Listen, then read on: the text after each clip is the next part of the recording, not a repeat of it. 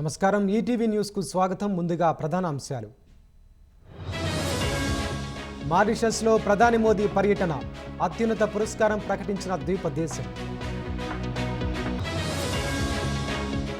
మల్లికార్జున ఖర్గే వ్యాఖ్యలపై రాజ్యసభలో దుమారం, డిప్యూటీ చైర్మన్ కు కాంగ్రెస్ అధ్యక్షుడి క్షమాపణ. వాయు కాలుష్యంలో భారత్కు 5వ స్థానం, టాప్ 20 నగరాల్లో 13 దేశంలోనే. పాకిస్తాన్లో రైలు హైజాక్ చేసిన BLA, బందీలుగా 100 మందికి పైగా ప్రయాణికులు. సౌదీలో అమెరికా ఉక్రెయిన్ మధ్య చర్చలు, రష్యా ఆక్రమిత ప్రాంతాలు తిరిగి రావన్న అమెరికా. మాస్కోపై డ్రోన్లతో ఉక్రెయిన్ భీకర దాడి, 2 మృతి, 18 మందికి గాయాలు. అమెరికా స్టాక్ మార్కెట్లపై ట్రంప్ టారిఫ్ల ప్రభావం, 20 రోజుల్లో 349 లక్షల కోట్ల సంపద ఆవిరి.